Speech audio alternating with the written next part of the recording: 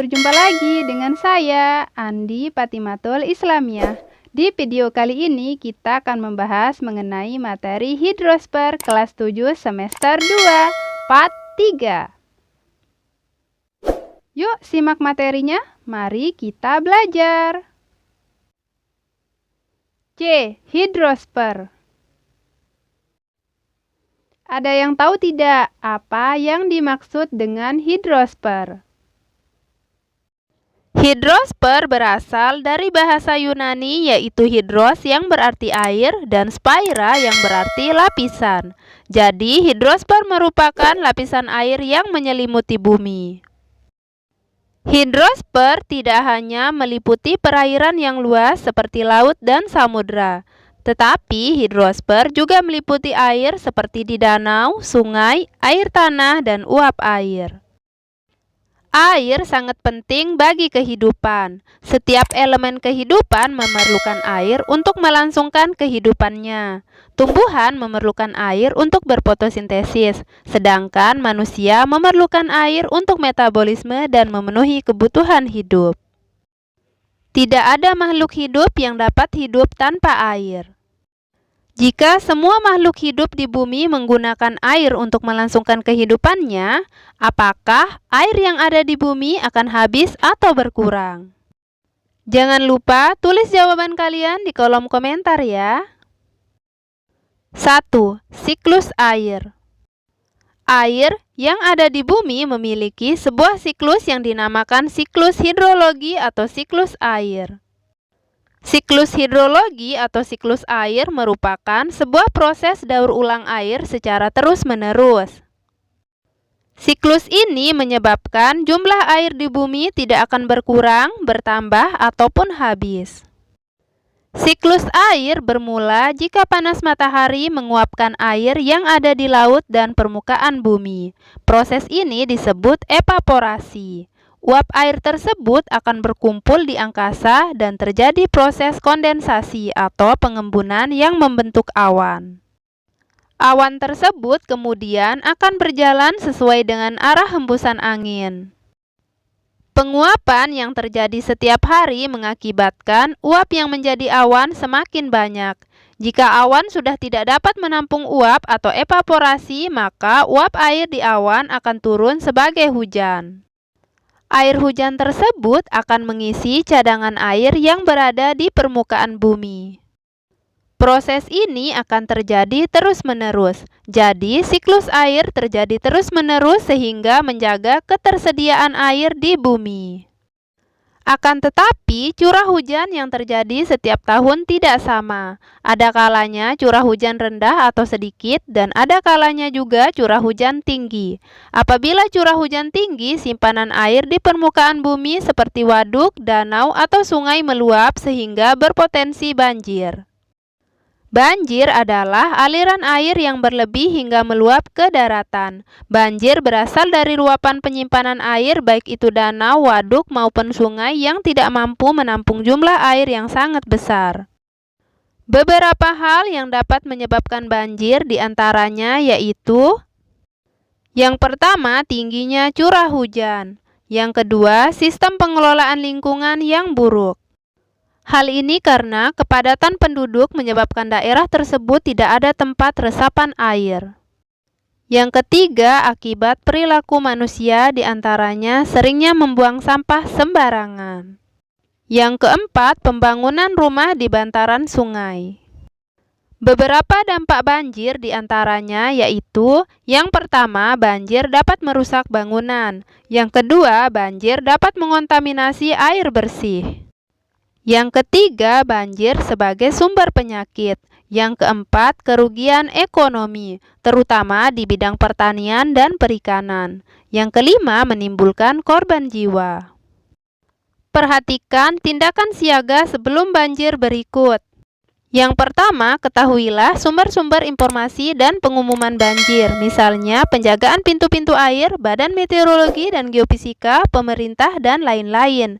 Yang kedua, kenali tanda-tanda banjir sebelumnya. Perhatikan dan bandingkan dengan situasi saat ini. Yang ketiga, periksalah saluran-saluran air, bersihkan jika memang ada yang menyumbat. Yang keempat, Pastikan tempat-tempat pengungsian dan penyimpanan barang dan surat berharga sudah aman. Yang kelima, buatlah rencana pengungsian.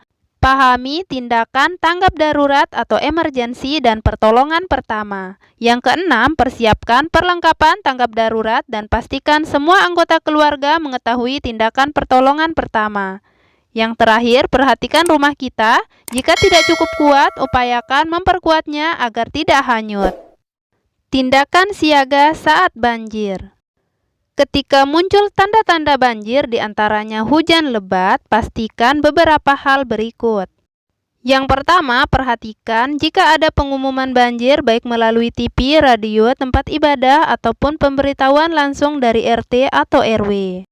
Yang kedua, isilah tempat-tempat penampungan air bersih pada saat banjir, mungkin sekali air bersih tercemar. Yang ketiga, pindahkan peralatan rumah tangga yang berada di luar rumah supaya tidak tergenang air.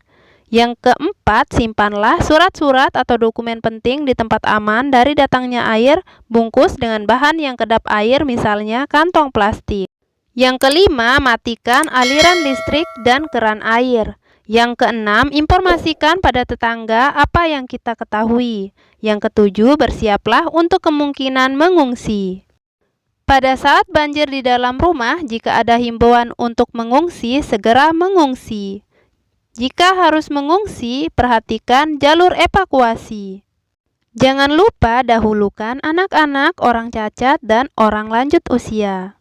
Pada saat banjir, jika berada di luar rumah, lakukanlah hal berikut. Yang pertama, bergeraklah ke tempat yang lebih tinggi dan aman. Yang kedua, hindari daerah-daerah genangan banjir. Bisa jadi ada arus kuat yang menghanyutkan. Yang ketiga, jangan berkeliaran di wilayah banjir baik menggunakan sampan atau perahu maupun berjalan kaki. Yang keempat, jangan sentuh tempat melekatnya kabel-kabel.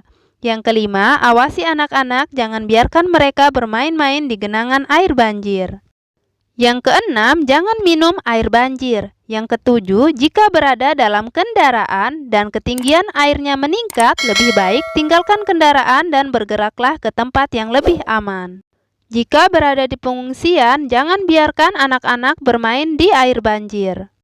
Perhatikan hal berikut ketika kembali ke rumah setelah banjir. Yang pertama, jangan langsung masuk ke rumah, berhati-hatilah, mungkin ada bahaya-bahaya yang tersembunyi. Pakailah alas kaki. Yang kedua, periksa kerusakan pada dinding, lantai, pintu, dan atap. Yang ketiga, periksa secara hati-hati, siapa tahu ada binatang berbahaya seperti ular. Yang keempat, perhatikan langit-langit dan dinding yang mungkin belah, terbuka, dan roboh. Yang kelima, periksalah kabel dan alat-alat listrik yang terendam dalam air. Yang keenam, periksa bahan-bahan yang mudah terbakar. Yang ketujuh, buang bahan-bahan makanan yang terendam. Yang ketujuh, periksalah kerusakan WC untuk menghindari pencemaran. Yang kedelapan, periksa sumber air bersih di rumah, pastikan air yang akan dikonsumsi benar-benar bersih dan tidak terkontaminasi. Yang kesembilan, jangan biarkan anak-anak bermain di air banjir. Yang kesepuluh, jangan memasukkan tangan ke dalam sudut ruangan atau lemari yang gelap dan tidak jelas isinya. Mungkin merupakan tempat sembunyi binatang yang terkena stres dari banjir, seperti tikus, serangga, dan binatang peliharaan. Yang ke-11, cuci barang-barang yang akan digunakan kembali dengan sabun anti kuman. Yang ke-12, jagalah kebersihan makanan dari tikus dan lalat yang kerap berkeliaran sesudah banjir. Yang terakhir, laporkan kerusakan fasilitas umum kepada pemerintah. Buat yang baru gabung, jangan lupa support channel Andi Patimatul Islamiyah dengan cara klik like, komen, share, dan subscribe.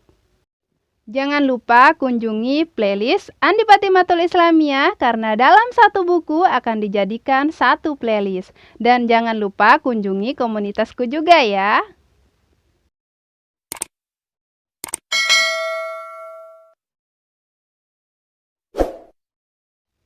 Thanks for watching. See you next time. Bye-bye.